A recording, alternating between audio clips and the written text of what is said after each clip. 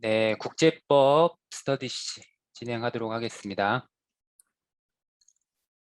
우리가 중간 과제물로 1장과 3장 내용은 했기 때문에 1장과 3장은 조금 빨리 진행을 하도록 하겠습니다. 자, 이제 1장, 2장, 3장까지는 좀 개론적인 국제법에 대한 개론적인 부분이고요. 자, 1장은 이제 국제법의 의의와 역사가 나오죠. 그래서 국제법이 국제사회의 법, 또 국가 간의 관계를 규율하는 법이다. 그래서 국제법의 주체는 포괄적인 주체는 국가다. 하지만 이제 국제법 20세기로 넘어오면서 국제연합이라는 유엔과 같은 국제기구가 나오기도 하고 또는 국제인권법이라든지 이런 게 발달을 하면서 개인에게도 제한적인 주체성이 인정이 됐다라는 내용이 이제 1장의 국제법 의의에 관련된 내용이었고요. 중간과제물 쓰면서 한 번씩 다 봤던 내용이죠. 자, 국제법의 역사는 국제법이 언제 시작이 됐느냐 보면 유럽 국가 사이에서 적용되던 법에서 기원한다. 그러니까 유럽 국가는 국가적으로는 거의 동질성을 띠고 있죠. 그 유럽 국가가 원래는 그 이전에는 중세시대 때부터 근대 이전까지는 유럽에서 각 나라가 거의 한 나라처럼 국왕들도 서로 다른 나라 국왕을 같이 병행하면서 했고 그리고 거의 혈연 관계로 맺어 있었죠. 그 국왕들이. 그래서 유럽 국가가 어떤 동질성을 유지하던 가운데 이게 교황의 역할이 줄어들면서 국가로서 주권을 가진 국가로서 분류가 되면서 거기서 이제 발생했던 그런 여러 가지 그 유럽 그 국가 사이에 적용된 법, 거기에서 이제 국제법이 시작이 되었다라고 볼 수가 있습니다. 또 중요한 부분이 국제법의 아버지 스페인의 학자인데요. 그로티우스가 국제법의 아버지와 같은 그런 역할을 했다.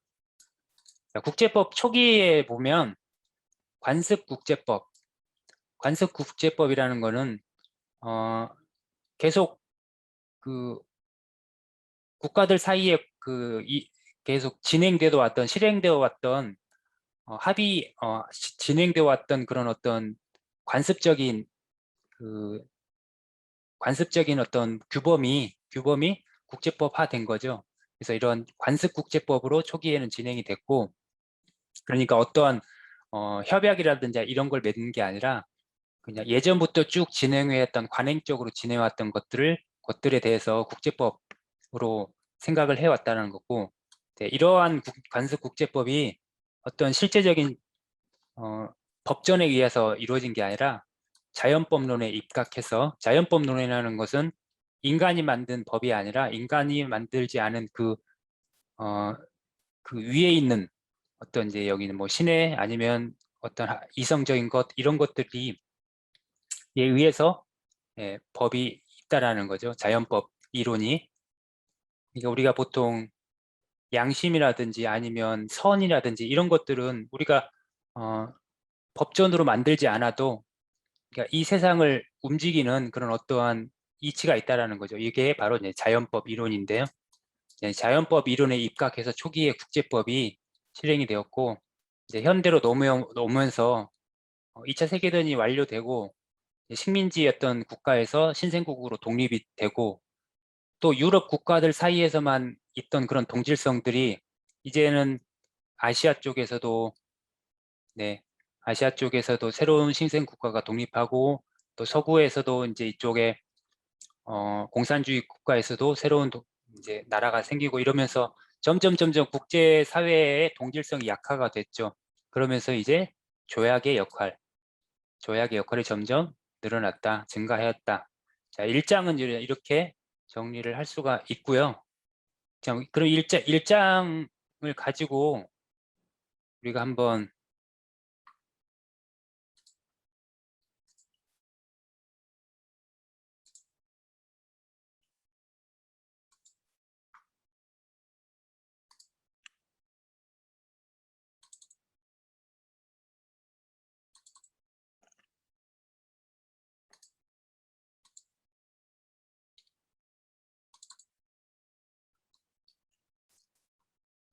제가 잠시만요. 파일을 하나.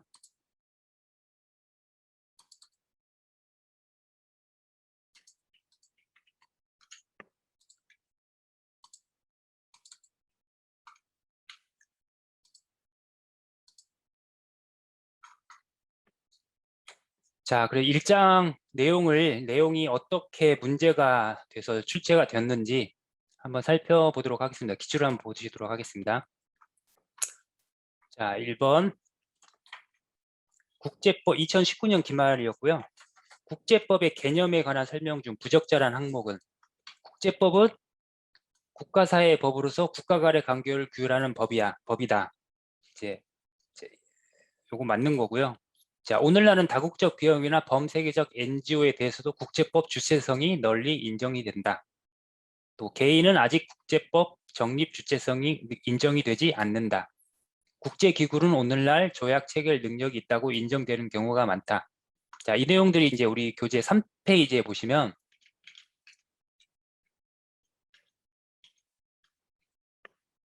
국제법의 의의 이제 3페이지에 보시면 이 내용이 관련 내용이 나오는데요. 보시겠습니다. 국제법이란 국제사회의 법으로 국가 간의 관계를 규율하는 법이고, 또 아까 본 것처럼 유엔과 같은 국제기구가 20세기 이후에 2차 세계대전 이후에 이제 등장을 하면서 국가 간의 법으로만 인식되어 왔던 국제법이 이제 국제기구라든지 개인에게도 제한적으로 국제법 주체성이 인정이 되게 됐고, 하지만 여전히 국제법의 포괄적인 주체성은 국가만을 가지고 있다. 자, 하지만 여기 오늘날의 다국적 기업 또는 국제적인 NGO는 이제 비정부 기구죠. 비정부 기구 이런 것들이 국제사회에서 좀 영향력을 행사하기도 하는데, 하지만 이러한 것들은 국제법의 주체로는 인정이 되지 않는다. 다국적 기업이나 국제적인 NGO들은 이렇게 보시면 되고요. 네.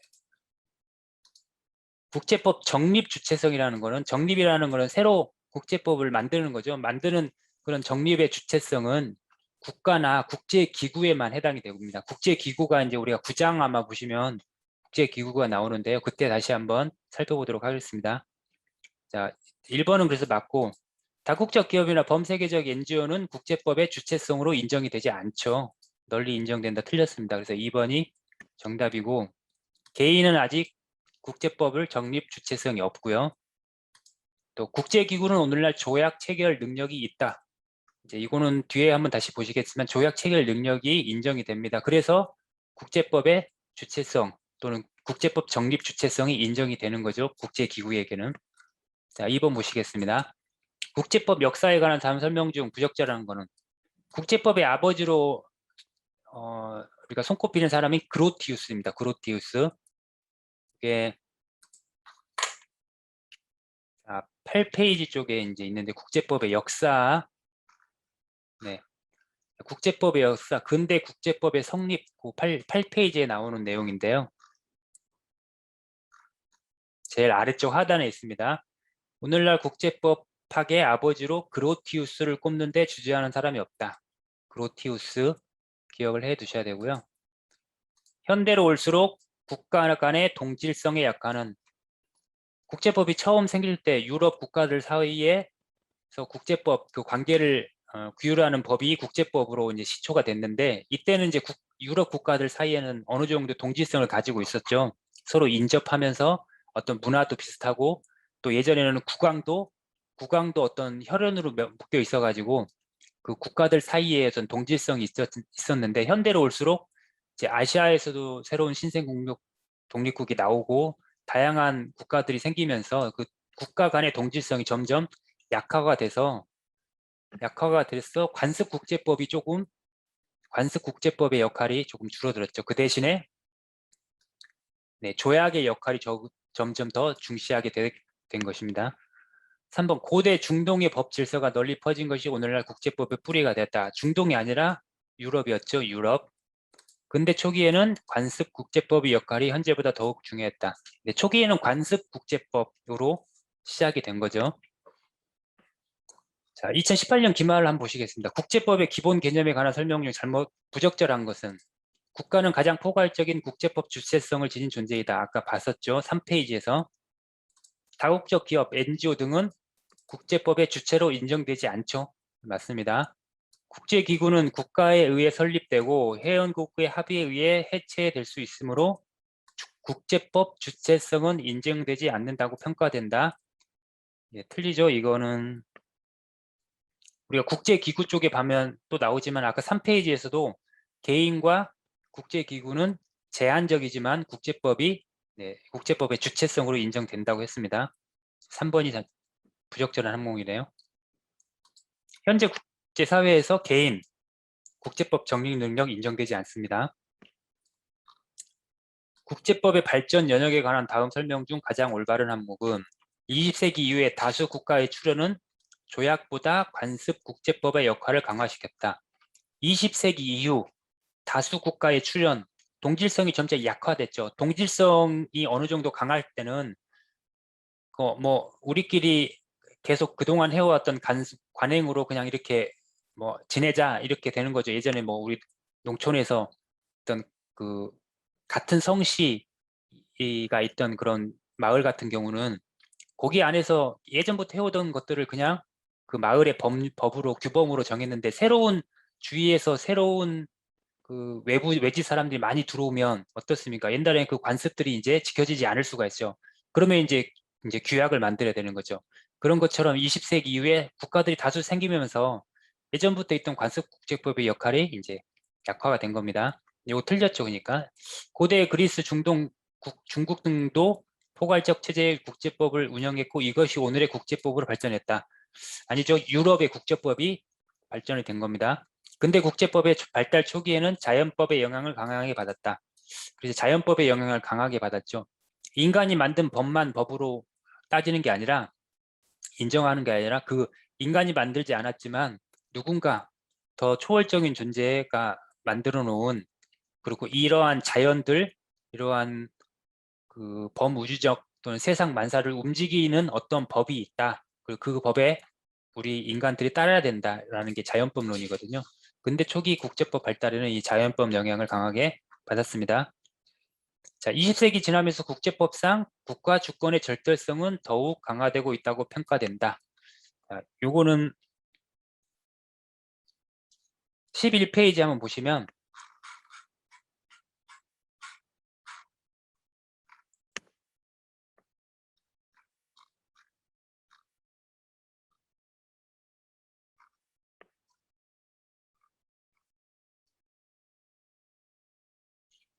자, 11페이지 보시면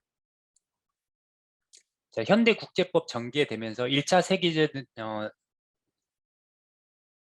자, 국가 간 동질성에 약하는 국제법에 있어서 가장 중요한 법원이었던 관습 국제법이 발달하기 어려워짐을 의미하고 국제법에서 조약의 중요성이 날로 커지면서 주권 국가 외에 국제기구도 국제법의 주체로 등장하기 시작했다. 그리고 국가 주권 절대 원칙이 약화되었고 국가의 무력 사용권에 대한 통제가 시작되었다.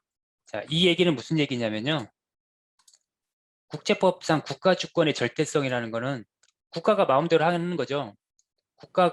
한 국가가 동의하지 않으면 어떤 통제를 받지 않는 그런데 20세기가 지나오면서 이제 2차 세계대전이 끝나면서 너무 국가 주권의 절대성만을 따지고 그 국가에서 하는 것들에 대해서 다른 곳에서 통제를 못하게 되면 나치의 이제 히틀러 같은 사람이 나와서 이제 그 인간으로서 할 수 없는 짓을 할 수 있다라는 거죠. 근데 그런 것들은 통제가 들어가야 된다. 그런 거죠. 그래서 국제 범죄 그리고 인간이 할 수 없는 그런 비인륜적인 이런 것들은 인도적인 그 반한 것들에 대해서는 통제가 들어가야 된다. 그래서 국가 주권의 절대성이 더욱 강화되어 있다고는 할 수가 없죠. 약화되어 있는 거죠. 20세기 지나오면서. 그래서 가장 올바른 항목은 이제 근대 국제법 발달 초기는 자연법 영향을 가장하게 받은 거죠. 자, 2017년 기말함 보시겠습니다. 근대 국제법 발전에 관한 다음 설명 중 가장 잘못된 항목은 근대 국제법 발달 초기 이론도는 자연법론에 입각한 국제법관이었습니다. 근대 초기에는. 근대 들어 국제법이 본격적으로 발전할 수 있었던 배경의 하나는 유럽에서 진정한 의미의 주권 국가가 발달하기 시작했기 때문이다. 유럽에서 시작된 그런 주권 국가의 시작으로 근대 국제법이 이제 발전할 수 있었죠. 그게 그래서 유럽에서 근대 국제법의 이제 시초가 된 거죠. 근대 국제법은 유럽의 강대국을 중심으로 형성되었고 이들의 이익에 1차적으로 봉사했다고 해도 과언이 아니다. 이제 유럽에서 식민지 정책을 펼치면서 유럽에서 각 이제 새로운 아시아라든지 라틴 아메리카라든지 이런 쪽으로 이제 식민지 정책을 펼친 거죠. 그래서 그때 이제 국가들 사이에 이제 충돌이 일어나기 때문에 국제법이 생긴 거고, 이러한 유럽의 강대국을 중심으로 국제법이 형성이 되고, 이러한 국제법은 이러한 그 식민지 정책이나 이런 것들에 대한 어떤 정당성을 부여했죠. 그래서 봉사했다고 해도 과언이 아니다라는 말은 이제 맞는 거죠. 근데 국제법 발달의 또 다른 배경은 국제 질서에 대한 교양의 지도력이 크게 기여했기 때문이다.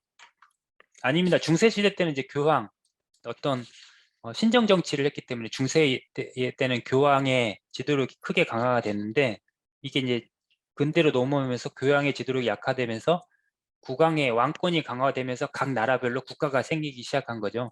요거에 대한 내용은 우리 이제 8페이지에 있는데요. 8페이지에 보시면, 자, 여기 중간에 제가 한번 읽어보겠습니다. 국제법은 법적으로 대등한 다수의 주권 국가를 전제로 한다. 유럽이 근대로 접어들면서 스페인, 프랑스, 영국 등과 같은 국민 국가가 탄생했는데, 이들 국가는 교황과 신성 로마 제국의 권위 아래에 있던 중세 국가들과는 달리 대외적 독립성을 향유하는 완전한 주권 국가였다. 근데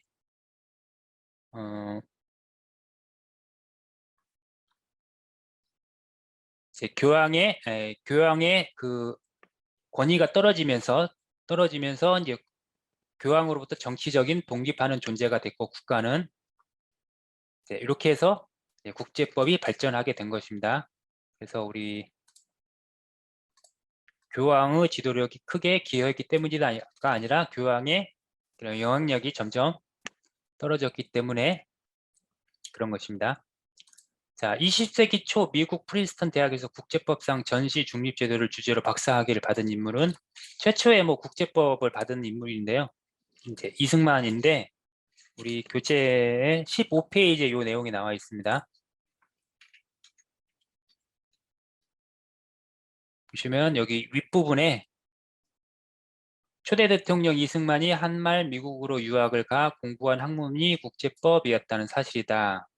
국제법상의 전시 중립제도를 연구하고 미국의 영향을 받은 중립이라는 제목의 논문으로 박사학위를 받았다. 자, 해서 아마 이승만이고, 이건 2017년에 나왔던 문제였는데요. 자, 2016년 기말을 보시면 현대 국제법 발전에 관한 다음 중 부적절한 항목은 국제법의 법원으로서 관습 국제법의 역할이 축소되고 조약의 중요성이 강조되었다. 맞죠? 관습 국제법이 초기에는 관습 국제법으로 시작을 했지만 점점 국가 간의 동질성이 약화되면서 조약의 중요성이 강조된 거죠. 국가 외의 국제기구가 국제법의 주체로 본격 등장했다. 현대의 20세기에 들어오면서 유엔과 같은 국제기구가 국제법의 주체로 등장한 겁니다. 국제기구 외의 다양한 비국가 행위자의 역할이 날로 커져 이제는 이들도 또 하나의 국제법 주체로 확고히 자리 잡았다. 비국가 행위자, 이게 이제 NGO지, NGO. 비국가, NGO가 비정부 기구, 비국가 기구, 이제 비국가 행위자의 역할이 국제기구 외의 다양한 비국가의 행위자, 아니죠. 국제법 주체성을 인정받지 못합니다. 원래 기구하고 개인에게만 제한적으로 국제법의 주체성이 인정이 되죠. 전쟁에 대한 국제법의 통제권은 과거에 비해 크게 강화되었다. 그렇죠. 예전에는 전쟁을 막을 수 있는 방법이 없어서 국가 간에 전쟁이 일어나면 그걸 뭐 막을 수 없었는데 이러한 국제법이 발달로 국제법이 각각 그 전쟁, 무력 사용 이런 거에 대한 통제를 가하기 시작한 거죠. 이제 부적절한 거는 네, 비국가 행위자의 역할, 여기 3번이네요. 다음 중 서양 또는 동양에서 국제법을 가리키는 용어로 사용되는 것 중에 가장 거리가 먼 것은? 자, 이런 문제들은 조금 네, 지엽적인 것 같은데 아마 우리 교재에도 있습니다. 있는 거 한번 우리 교재에 있는 내용을 한번 보시겠습니다. 8페이지에 나오는데요.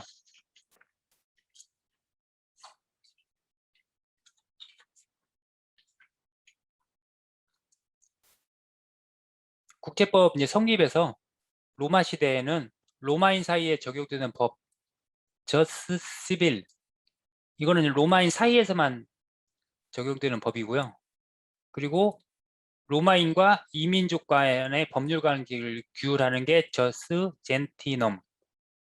그래서 저스 시빌은 어떤 국내적인 그런 법 또는 저스 젠티움은 외국과 이민족과의 관계, 법률 관계 이렇게 해서 요 제스 젠티넘이 오늘날의 국제법의 성격을 가지고 있다. 이제 그런 내용이었고요. 그래서 요거는 로마인에 대한 법이었죠. 요거는 로마인과 그런 이민족 간의 법. 그래서 국제법을 가리키는 용어로 가장 거리가 먼 거는 이제 1번 요거네요. 자, 만국공법은 청나라 때 지칭하던 얘기입니다. 우리 교재에 보시면 13페이지에 있는데요. 이제 동양에서는 국제법이 어떻게 이제 들어오게 됐냐면 이제 청에서 미국의 선교사 마틴이 만굿 공법이라는 이름으로 이제 그 국제법을 관련된 책을 내고 요게 이제 국제법을 지칭하는 요거로 이제 읽히게 된 거죠. 그래서 만국 공법도 국제법을 가리키는 용어로 사용됐다. 로우 어몽 네이션 하면 그러니까 국가들 사이의 법, 국가들 사이의 법이니까 국제법이죠. 거리가 먼 거는 요거 로마 내부의 로마인의 법인 요 저스빌이네요. 국제법의 역사적 발전에 관한 다음 설명 중 가장 올바른 항목을 고르시오. 유럽에서 웨스트팔리아 체제 탄생 이후 본격적으로 발전하였다. 요 웨스트팔리아 체제 이제 요게 8페이지에 있는데요.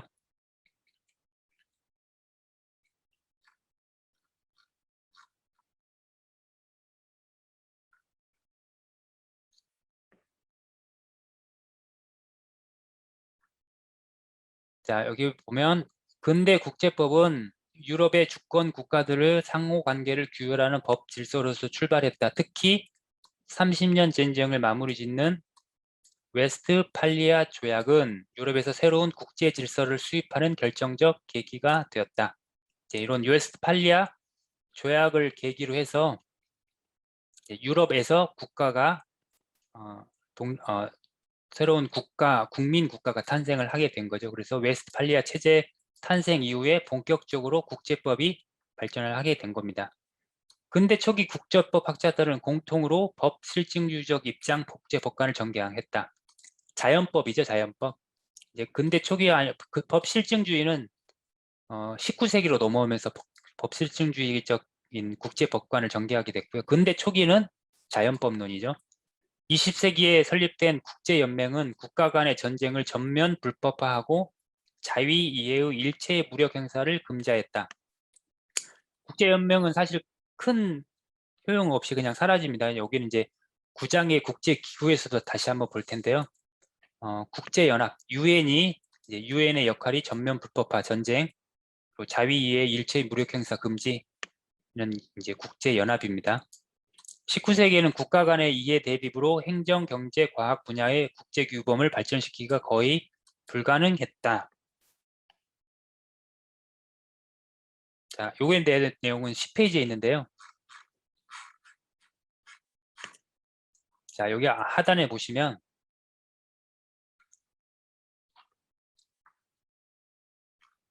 근대 초기에는 자연법론의 국제법관에 입각한 국제법이 시작이 됐다면 이제 19세기로 넘어오면서 실증주의적 법률관이 일반화됨에 따라서 이제 실증주의적 법률관이라는 인간이 만든 법만을 우리가 법으로 보는, 그래서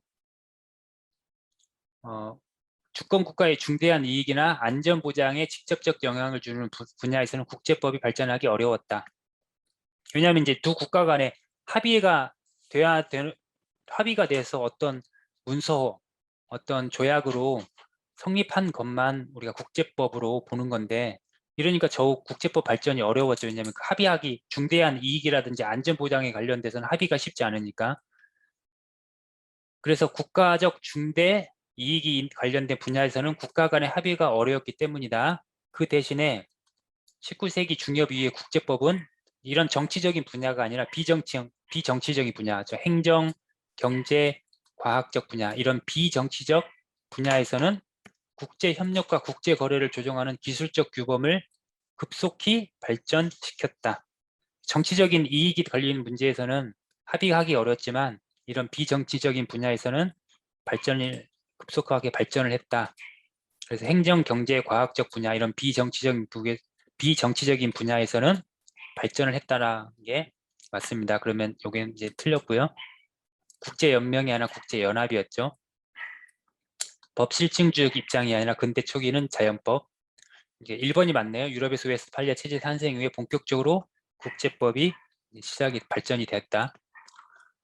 자, 동북아에서의 서양 국제법 개수에 관한 설명 중 부적절한 내용은 19세기 후반 청에서 서양 국제법서가 번역되어 그 내용 보급의 일익을 담당하였다. 그 이름이 만국공법이었죠. 자, 오랜 세국지에 익숙한 일본은 조선이나 청보다 서양 국제법 개수에 한창 배타적이었다. 아닙니다. 일본이 가장 먼저 이제 그 서양 문물을 도입을 했죠. 그러면서 힘을 키워서 이제 2차 세계대전까지가 간 거고요. 일본은 앞장섰죠. 훨씬 더. 3번이 틀린 내용이네요.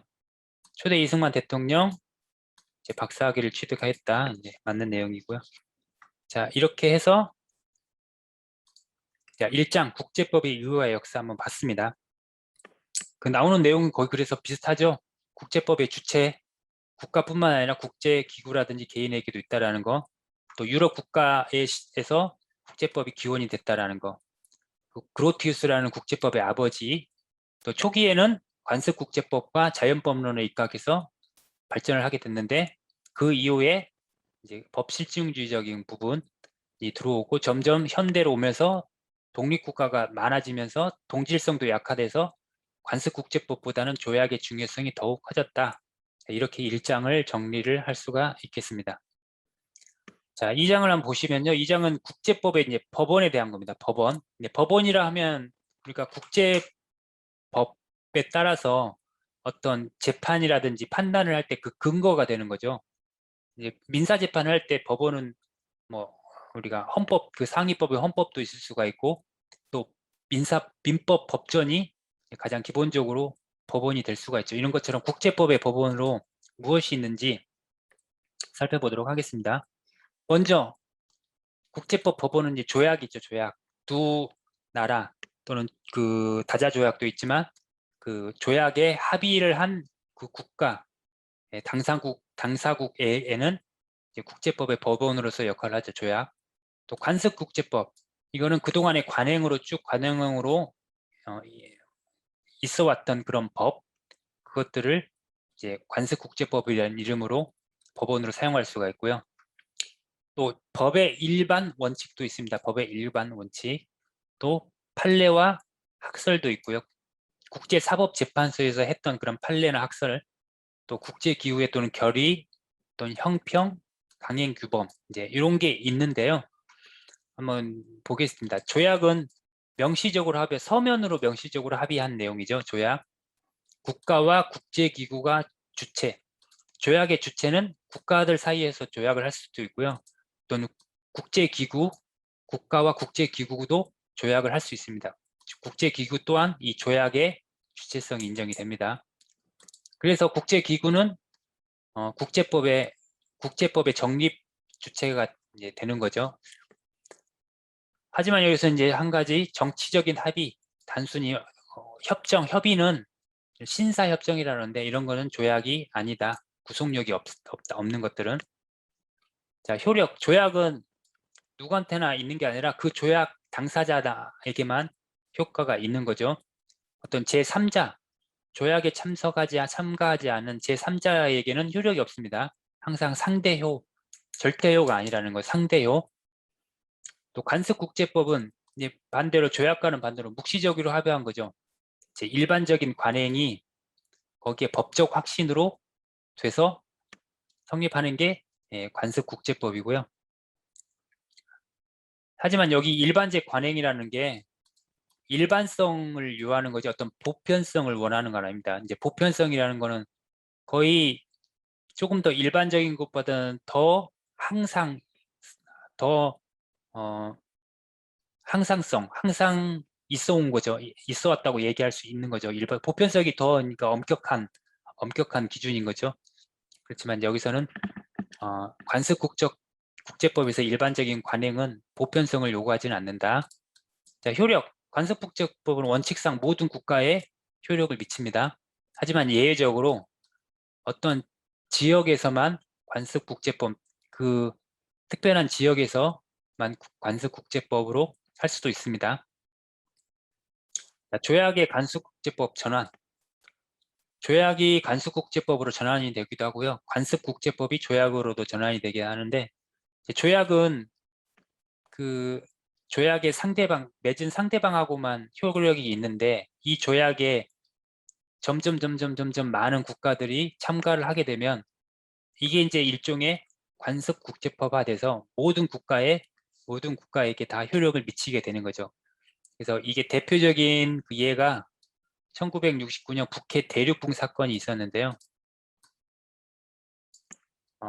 이 내용은 우리 일단 교재 볼 때 한번 살펴보도록 하겠습니다. 대륙붕 사건이 조약의 관습국제법으로 전환이 되는 거에 대표적인 사례라고 할 수 있습니다. 또 법의 일반 원칙. 이 법의 일반 원칙이라는 것은 재판 절차와 관련된 분야에서 활발히 원용이 되는 건데요. 예를 들어 신의 성실, 권리남용 또는 금반원 이런 것들을 우리가 일반적으로 인정을 하는 것들, 이런 것들을 법의 일반 원칙이라고 하고, 이런 거는 재판 절차와 관련된 분야에서만 많이 법원으로서 원용이 되고 있습니다. 또는 판례와 학설도 보조적인 법원으로 사용이 되고요. 이 형평이라는 거 있는데, 형평은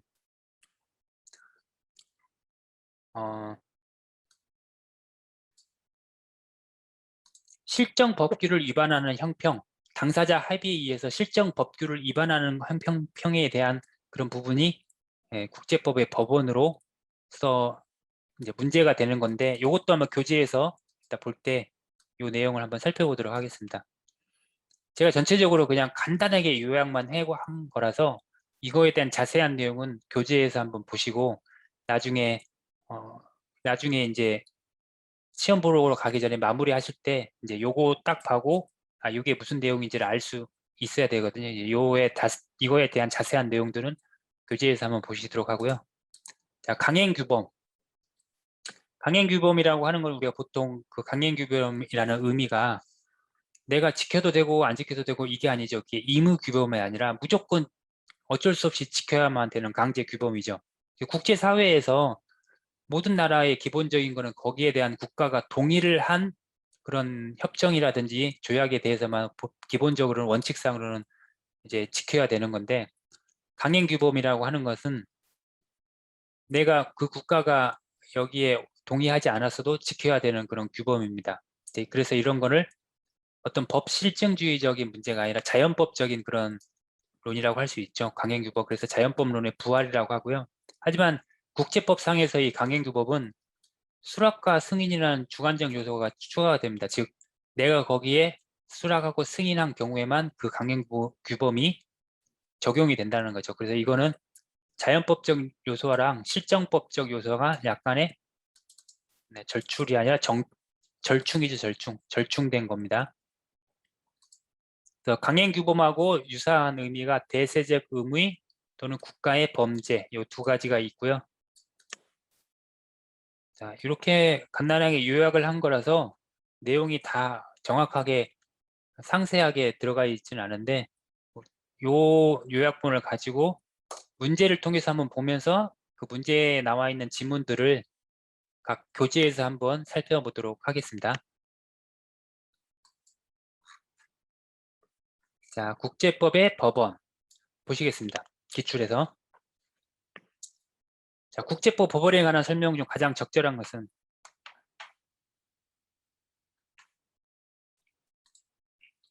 국제법 법원이 24페이지에 있거든요. 한번 24페이지 한번 보시겠습니다.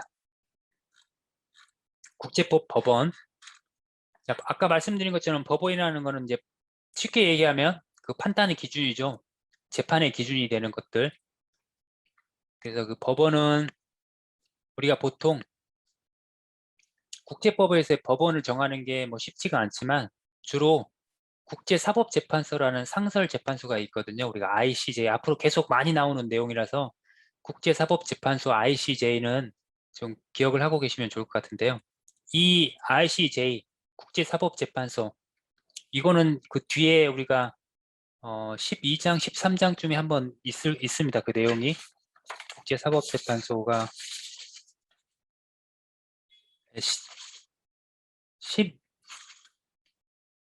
11장에서도 나오고요. 14장에서도 나오는데요. 그때 다시 한번 뭐 볼 기회가 있으니까 여기는 간단하게 넘어가면 국제법의 법원을 대해서 얘기를 할 때 가장 많이 이제 인용이 되는 게 ICJ 규정 제38조 제1항과 관련해서 많이 있는데 이게 국제사법재판소가 분쟁이 발생한 그 당사국들이 여기에 와서 이제 제소를 하고 분쟁을 해결해 달라고 와서 이제 맡기는 거거든요. 이제 이때 이 국제사법재판소가 어떻게 판단하느냐, 그거의 판단의 기준을 38조 1항에서 그런 준칙들을 여기에서 보여주고 있는데요. 총 4가지가 있습니다. 분쟁국에 의해 명백히 인정된 규칙, 그리고 그걸 확립하고 있는 일반적인 또는 특별한 국제협약, 요게 이제 조약인 거죠. 조약. 분쟁국 사이에서 맺은 조약이 첫 번째 법원이 될 수 있고, 두 번째 법으로서 수락된 일반 관행의 증거로서의 국제관습, 이게 이제 관습국제법이 두 번째, 여기에서 재판상의 준칙으로 쓴다는 거죠. 세 번째, 문명국에 의해 인정된 법의 일반 원칙, 법의 일반 원칙도 이제 법원으로 준칙으로 자기들이 판단을 하는 기준으로 삼는다는 거고요. 법칙 결정의 보조수단으로서 사법 판결 또는 판례와 학설 이런 것들도 준칙으로 사용하겠다, 이런 거죠. 여기 ICJ 규정에 나와 있는 것들이 가지고 이제 법원을 설명을 한 건데요. 그래서 첫 번째는 조약이 있고, 두 번째는 이제 관습이 있는 거, 관습국제법이 있는 거고요. 세 번째는 아까 법의 일반 원칙이 있는 거고, 네 번째는 이제 판례와 학설이 있고요. 다섯 번째 이제 형평, 판례와 학설, 그다음에 국제기구의 결의가 이제 ICJ에 있는 거고, 그 외에 이제 형평과 강행 규범이 이제 추가적으로 나오는 겁니다. 자, 문제로 다시 돌아가서 보면 국제사법재판소 ICJ 규정에 따르면 사법 판결, 아까 네 번째인가 있었죠. 판결과 학설이 있었죠. 판결과 학설.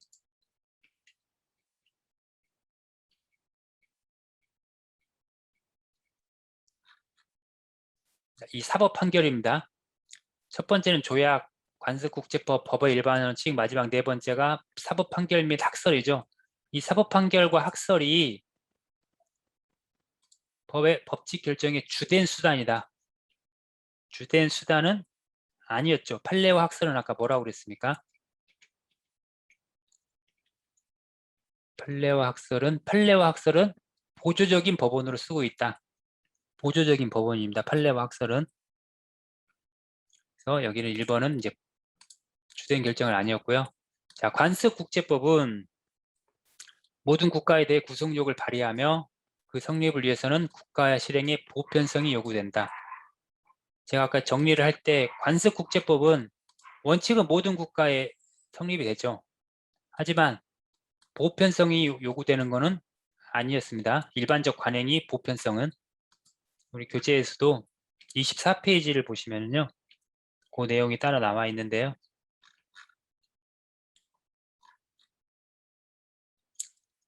자, 관습국제법의 객관적 성립 요건은 이 일반적인 관행과 주관적 요소인 법적인 확신이 있는데, 일반적인 관행이라는 게 반복 계속되어 일반성을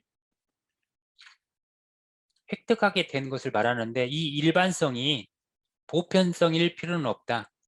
보편성일 항상, 그러니까 항상 모든 나라가 한 나라도 빠짐없이 이 일반적인 관행을 계속했다라는 거는 필요 없다는 게, 거기까지는 필요 없다는 거죠. 보편성은.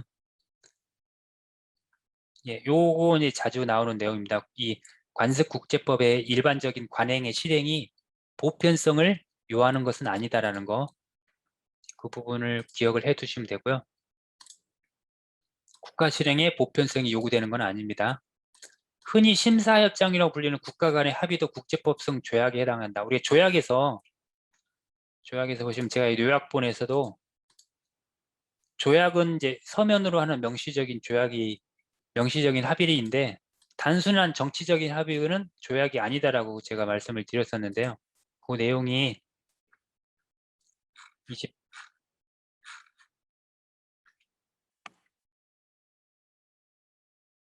25페이지에 나와 있는데요.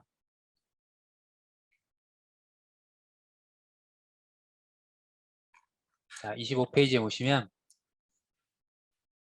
자, 조약은 국가 간의 합의인데 국가 간의 모든 합의가 법적 구속력을 갖는 것은 조약은 아니며, 여기 보시면 실제 국가 상호 간에는 단지 정치적 구속력만 갖는 합의가 흔히 이루어진다. 이러한 정치적 합의는 신사협정 또는 구속력 없는 협정 등 다양한 이름으로 불리는데, 이런 것은 구속력을 갖는 게 아닙니다. 조약은, 이 신사협정은. 그래서 거기 보시면 신사협정이라 부르는 국가 간의 합의도 국제법상 조약에 해당하지 않습니다. 여기도 틀린 내용이고요. 법의 일반 원칙은 재판 절차와 관련된 분야에서 가장 활발히 원용되는 경향이 있다. 이건 맞는 내용이죠. 아까도 이제 ICJ 규정에 의한 세 번째 법의 일반 원칙이 법원으로서 이제 법원으로서 인정이 되지만, 이 법의 일반 원칙은 주로 재판 절차와 관련된 분야에서 원용이 되고 있다. 이게 이제 내용이 32페이지에 나와 있는 내용인데요. 자, 이 32페이지 보시면 법의 일반 원칙, ICJ 규정상의 법의 일반 원칙이 무엇을 의미하는가에 대하여 학설이 대립이 있는데, 국가 간의 관계 적용 가능하다고 판단되는 원칙을 말하고, 이러한 원칙은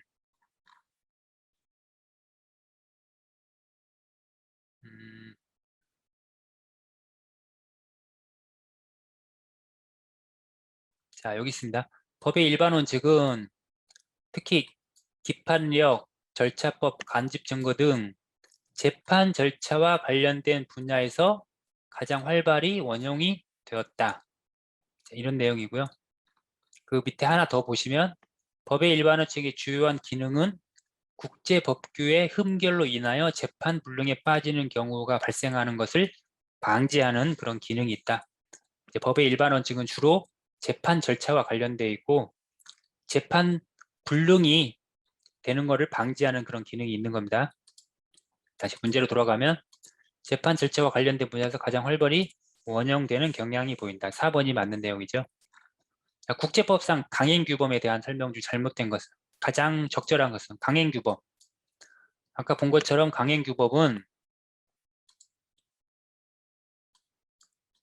모든 국가가 국제법상의 강행규범은 원래 강행규범이라고 하는 것은 일반적으로 동의를 하지 않았어도 따라야 되는 강제적인 그런 규범이지만 국제법상 강행규범은 자연법의 부활이라고 할 수 있는데 자연법인 요소와 실정법적 요소가 절충이 된, 왜냐하면 수락과 승인이라는 그런 요소가 추가가 됐기 때문에 즉 거기에 강행규범에 내가 수락하고 승인한 국가만 이 강행규범이 적용이 된다는 거죠. 우리 교재에 보시면 35페이지부터가 이제 그 관련된 내용이 나오는데요.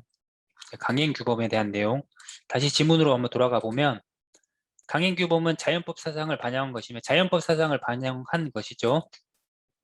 인간이 만든 것 그 위에 이 세상을 움직이는 어떤 법이 있는 거고 그걸 자연법이라고 하는 거죠. 이에 대한 변경은 허용되지 않는다. 우리가 국제법상의 강행규범은 원래는 변경이 허용되지 않죠. 우리가 일반적으로는. 하지만 이 국제법상 강행규범은 뭐가 주관적인 어떤 게 추가가 됐다고 그랬습니까? 실정법적인 요소가 수락과 승인이라는 실정법적인 요소가 추가가 됐다고 그랬죠. 이제 보시면 이 수락과 승인이라는 주관적 요인이 추가가 됐다. 그래서 실제적인 자연법적인 요소랑 이제 실정법적 요소가 절충이 된 거다라고 보시면 되는 거고요. 변경은 허용되지 않는다. 이게 틀렸죠. 그래서 국제법상의 강행규범에는 수락과 승인이라는 주관적인 요소가 포함되어 있기 때문에 어느 정도의 변경은 허용이 됩니다. 강행규범은 국제공동체 본질의 이익을 보호하기 위한 객관적 규범이므로 그 성립에 승인과 수락이라는 주관적 요소는 필요하지 않다. 아니죠. 국제법상 강행규범에는 이 승인과 수락이 지금 요소가 들어가 있는 거죠. 2차 세계대전 이후 강행규범의 등장은 국가 의사 중심적 실증주의에 대한 반성의 의미를 지닌다. 그렇죠. 국가 의사 중심적. 국가 주권, 그 국가가 자기 마음대로 자기가 협의한 사항에 대해서만 국제법을 지키겠다라는 게 이제 국가 중심적, 의사 중심적 실정주의인데 2차 세계대전 이후에 너무 이제 반인륜적인 모습을 보고 나서 강행규범이 등장을 하게 된 거고 이러한 국가 의사 중심적인 실증주의에 대한 반성으로 이런 강행규범이 등장을 하게 된 거죠. 자, 강행규범에 대한 정의는 2001년 국가책임법 초안에 처음으로 등장하였다.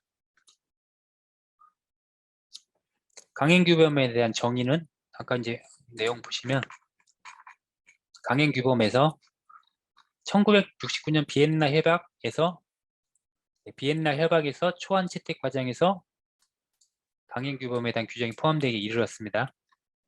이것도 약간 뭐 조금 이 지문이 좀 지엽적인 지문인데요. 가장 적절한 것은 그래서 뭡니까? 제 3번이죠. 2차 세계대전 후에 어떤 국가 의사 또는 국가 주권 그런 중심적인 실증주의에 대한 반성으로 강행규범이 등장하게 됐다.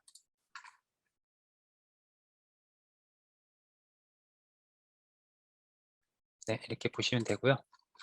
2018년 기말안 보시겠습니다. 관습국제법에 대한 설명 중 가장 적절한 것은 1번 관습국제법이 성립하기 위해서는 국가 실행의 일반성이죠. 보편성이 요구되는 건 아니라고 그랬죠. 이거 자주 나오는 문제입니다.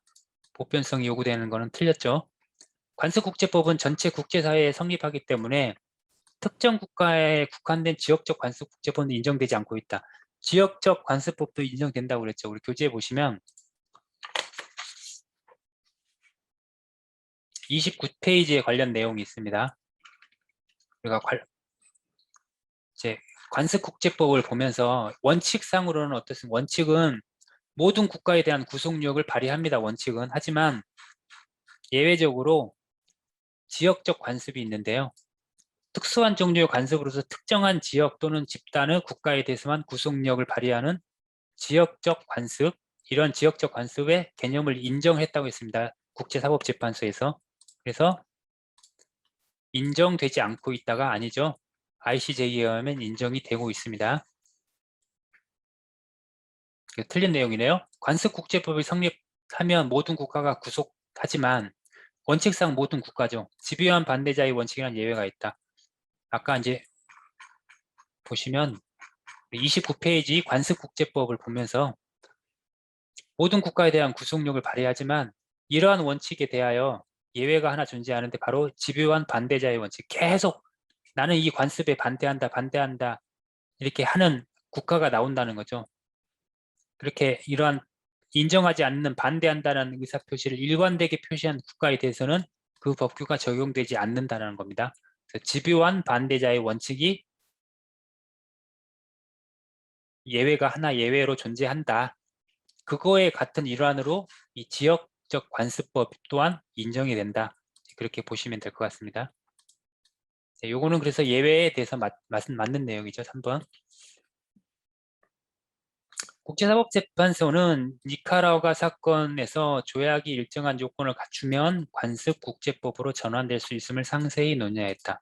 제가 아까 여기 설명하면서 조약의 관습국제법 전환으로 북해 대륙풍 사건이 가장 대표적인 사건이라고 할 수 있다고 그랬는데요. 이게 31페이지에 나와 있습니다. 조약과 관습 간의 관계에서 보시면 이런 조약과 관습의 관계를 잘 보여주고 있는 판례가 이제 69년 북해 대륙풍 사건인데요. 이게 이제 대략적으로 얘기하면 덴마크와 네덜란드가 이런 대륙풍 경계 확정에 대한 등거리선 원칙이라는 규약이 있습니다. 그래서 얘네 덴마크와 네덜란드 사이에서는 대륙풍 경계 확정에 대한 어떤 협약이 있었는데 근처에 서독은 여기 조약의 비당사국이었습니다. 하지만 이 덴마크와 네덜란드가 이 비당사국인 서독도 여기에 대한 구속력을 발휘한다고 주장한 거죠. 자기 둘이서 맺은 그 조약에 대해서. 왜냐하면 이 대륙붕하고 인접한 국가이기 때문에. 그래서 이러한 조약상의 조항에 불과한 것이 관습국제법으로 전환하기에 필요한 요건을 ICJ가 이 사건을 통해서 어떤 확립을 한 거죠. 첫 번째, 근무적으로 규범창설적인 조약, 또 광범위하고도 국제사회를 고루 대표하는 참여가 있는 조약들, 네, 이런 조약들은 관습국제법으로 전환이 될 수 있다는 거죠. 이게 그 얘기고요. 그래서 이게 대표적인 사건이 북해 대륙풍 사건이라는 거. 니카라과 사건이 아닙니다. 국제사법재판소는 조약이 일정한 조건을 갖추면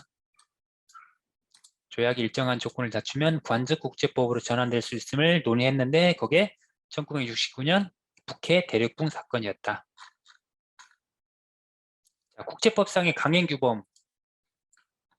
자, 강행규범 제기 아까 계속 봤죠. 2차 세계대전 이후에 그 이전까지는 국가의 합의에 의해서만 그 국제법의 조약이 합의에 의해서만 이루어졌는데 즉 그게 의무규범이었습니다. 그런데 이제 2차 세계대전 이후에 이러면 안 되겠다. 국제사회에서 어떤 반성이 일어났죠. 그런 실증주의적 그런 국제법관에 의해서 했을 때 이런 어떤 반인륜적인 그리고 어떤 침략이나 전쟁에 대해서 통제할 수가 없게 된다. 그래서 나온 개념이 강행규범이라는 게 나왔고요. 강행규범은 자연법관에 의한 부활이라고 그랬죠. 연관이 없는 개념은 요거는 아닙니다. 자연법론의 부활이라고 그랬고요. 강행규범은 대세적 의무와 밀접한 관련이 있다. 강행규범과 관련이 있는 게 두 가지가 있다고 그랬습니다. 대세적 의무와 국가의 국제범죄, 요 두 가지가 강행규범과 밀접한 관계를 가지고 있는 규범입니다. 바르셀로나 전력회사 사건에서 강행규범에 대한 상세한 논의가 해졌다. 바르셀로나 전력회사 사건이라는 거는요. 뒤에서도 또 한 번 살펴볼 건데 캐나다 국가예요. 국가는 이제 캐나다 국가인데 그 스페인에 가서 이제 사업을 하거든요. 주 사업자는 스페인인데 스페인 내전 때 이 회사가 이 스페인에 의해서 국유화가 됩니다. 국유화가 됨으로써 캐나다 회사인데 스페인으로 국유화가 돼버렸어요. 그리고 스페인의 위법행위죠. 스페인 국가의 위법행위로. 이래서 이제 캐나다라는 국가에서 어떤 그 국민의 이익에 반해된 행위가 지금 벌어진 거잖아요. 다른 국가에 의해서. 그래서 이거를 보호할 권한이 있다. 그게 대세적 의무라는 거고요. 교재에서 다시 한번 보시면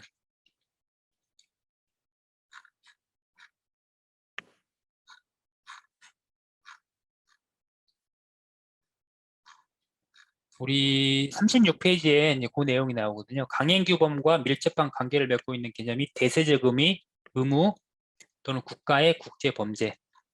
자, 대세적 의무라는 관점은 1970년 바르셀로나 전력회사 사건인데, 이게 아까 말씀드린 것처럼 캐나다 회사인데 스페인에 가서 사업장이 스페인에 가서 사업을 하는 캐나다 회사인데, 스페인이 불법 위법한 행위로 그 캐나다 회사를 국유화를 시켜버린 거죠.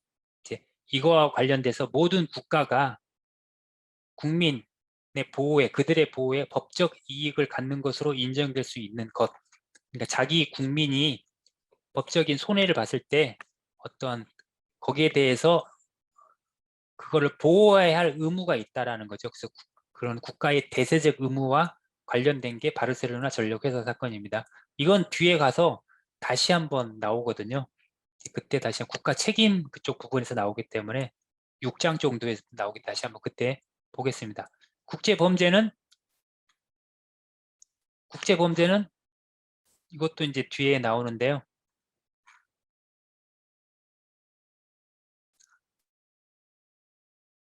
국제평화와 안전을 유지를 위해 격절 중 중요한 국제의무 위반, 예를 들어 침략을 한다든지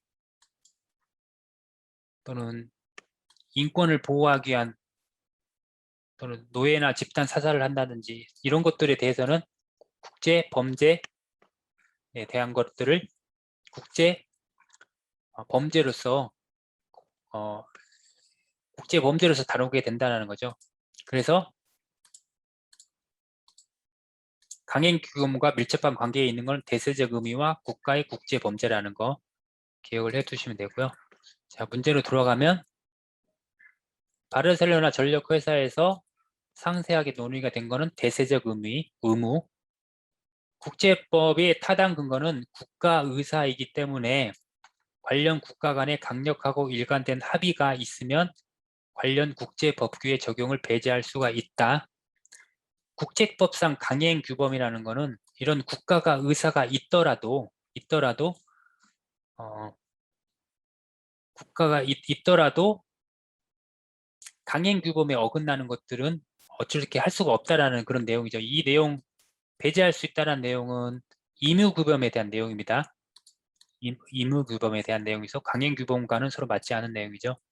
가장 적절한 것은 대세적 의무와 밀접한 관련이 있다. 또는 국가의 국가범죄 또는 대세적 의무, 여기 두 의미와 강행규범은 밀접한 관련이 맺고 있다. 요 2번이 정답이네요. 자, 국제법원에 관한 다음 설명 중 가장 적절한 것은, 자, 법원 ICJ 판결은 선례로서 구속력을 가진다. 판례와 학설이라고 그랬죠. 판례와 학설 아까 봤었죠. 이 판례와 학설은 주된 법원은 아니죠. 보조적인 법원이라고 그랬죠. 보조적인 법원인데 거기 다시 한번 보시면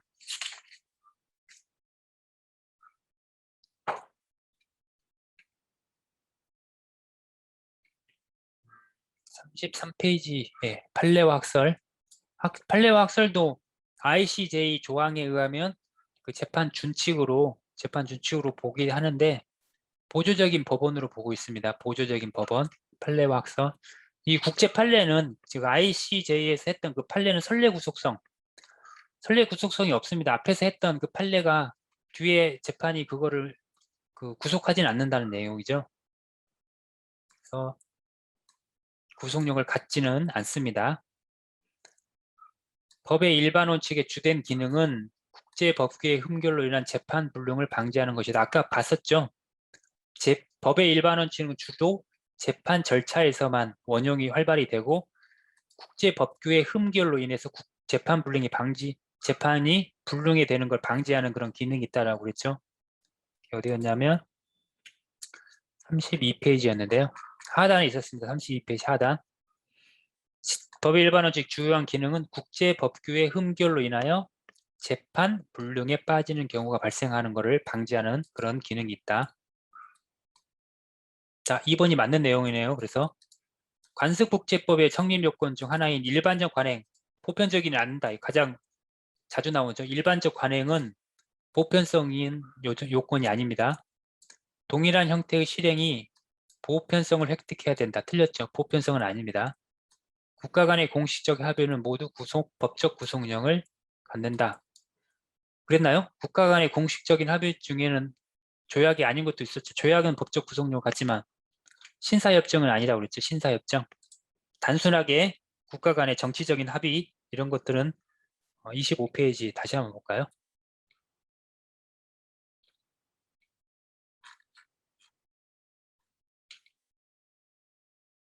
자, 국가 간의 모든 합의가 25페이지 하단 쪽에 있습니다. 법적 구속력을 갖는 조약은 아니며 그냥 정치적 구속력만 갖는 거 있다. 이게 바로 이제 신사협정이다. 그랬죠? 그래서 모든 합의가 법적 구속력을 갖는 건 아니었습니다. 제2차 세계대전 이후 국제법 분야에서 자연법이 부활하는 경향을 보여주는 개념. 자연법의 부활, 강행규범이었죠. 하지만 수락과 승인이라는 주관적인 요소가 더해지면서 자연법과 어떤 실정주의법이 절충하는 그런 의미를 가지고 있다는 거예요. 자, 관습국제법에 관한 설명 중 옳지 않은 것은 관습국제법. 국제사법재판소 ICJ 규정에 따르면 일반적 관행과 법적 확신을 그 성립 요건으로 한다. 맞습니다. 일반적 관행과 법적인 확신. 볼까요? 27페이지. 자, 관습 성립 요건은 객관적인 요소로서 일반적인 관행, 주관적인 요소로서 법적 확신. 여기 있어야 됩니다. 성립 요건이 두 개를. 하지만 일반적 관행이 보편성을 띌 필요는 없다. 자, 우주법 등의 분야에서 속성 관습 국제법의 생성이 가능하다고 주장되기도 하였다. 이 속성 관습 국제법은 바로 뒤에 있는데요. 이제 28페이지에 있습니다. 보시면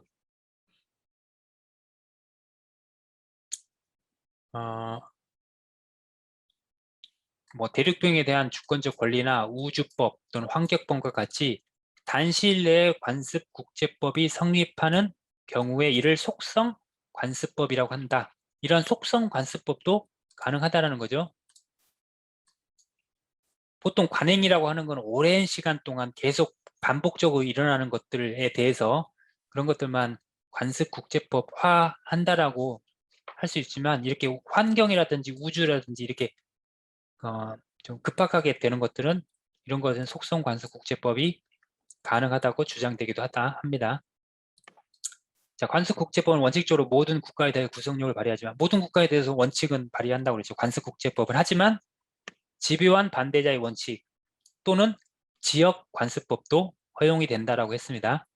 자, 국제사법재판소에 따르면 두 개 국가 사이에는 지역적 관습이 가능하다고 그랬죠. 성립할 수 없다가 아닙니다. 4번이 틀렸네요. 다음 주 국제사법재판소 형평과 선에 따른 재판과 가장 밀접한 관련을 맺고 있는 것은, 자, 형평과 선 한번 보시겠습니다.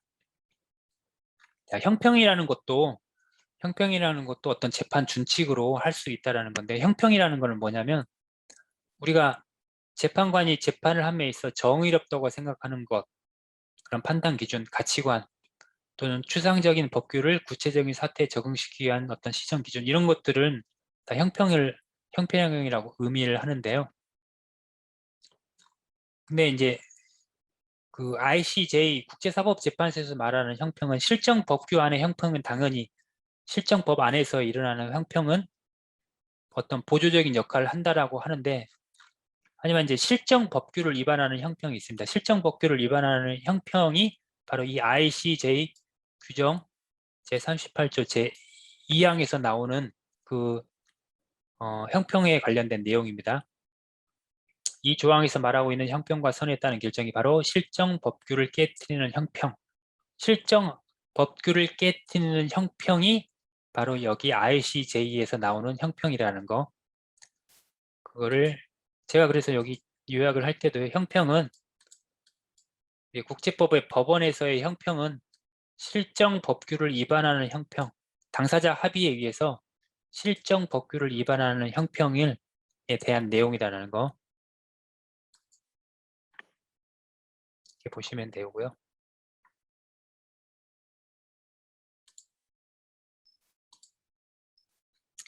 형평화선에 따른 재판과 가장 밀접한 관련을 맺고 있는 것은 실정 법규를 위반하는 형평에 대해서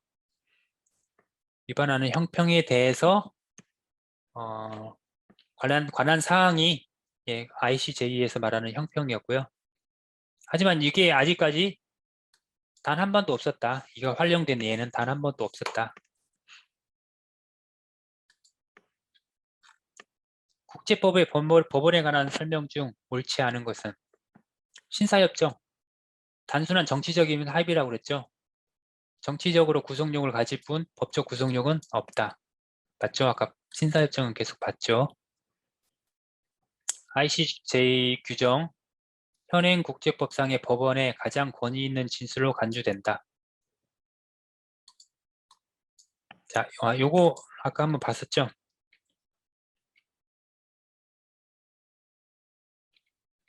처음 국제법 법원에 보시면 이 ICJ 규정 38조 1항이 이러한 일반 현행 국제법상 법원에 대한 가장 권위 있는 진술로 간주되고 있다. 네, 여기 24페이지 제일 상단에 나와 있습니다. 그래서 이 ICJ 규정 38조 제1항이 가장 권위 있는 진술로 간주되고 있다는 거 맞는 내용이죠. 관습국제법은 원칙적으로 모든 국가에 대한 구속력을 발휘한다. 맞습니다. 원칙은 그렇지만 예외로 집요한 반대자의 원칙 또는 지역 관습법도 인정이 되고 있다. 그리고 ICJ에 따르면 지역 관습법은 성립할 수가 없다. 인정이 되고 있다 했죠. 그래서 옳지 않은 건 4번이네요. 자, 국제법상 강행규범에 대한 설명 중 옳지 않은 것은 강행규범. 1969년 조약법에 관한 비엔나 협약에서 명확한 형태로 규정이 되었죠. 대세적 의무 또는 국가의 국제범죄 등과 밀접한 관련을 맺고 있고요. 국제사회의 본질적 이익의 보호에 관련된 개념이기 때문에 그 성립의 수락과 승인이라는 주관적 요소는 배제된다. 국제법상 강행 규범에는 자연법적인 어떤 자연법의 부활이라고 하는데 이게 실정법적 어떤 요소가 추가가 되죠. 주관적인 요소가 그게 바로 수락과 승인이었다는 거 그것도 기억을 하셔야 됩니다. 그래서 3번이 잘못됐네요. 제2차 세계대전 이전 시기에 국제법규는 개별 국가의 일반적 행위나 국가 상호 간의 합의에 의하여 이탈 가능한 의무 법규로 파악이 이겠죠. 의무 법규로 파악이 됐는데 2차 세계대전 이후에 그 참혹한 나치 히틀러에 의한 참혹한 그 행위를 보고 나서는 야, 이러면 안 되겠다. 어떤 강행 규범으로서의 국제법이 필요하다. 그래서 아무리 두 국가 사이에 합의를 했어도 이런 하지 말아야 할 것들에 대해서는 따르게 해야겠다. 모든 국가들이. 그래서 그게 강행 규범, 즉 자연법적 부활이 생긴 거고요. 1969년 조약에 관한 비엔나 협약에서 이 개념이 나오게 됐습니다. 거기 다시 한번 볼까요? 25. 강행규범을 보시면 네. 1969년 조약법에 관한 비엔나 협약에서 강행규범에 관한 규정이 포함되기에 이르렀다. 보시면 됩니다. 자, 2장까지 마무리됐고요.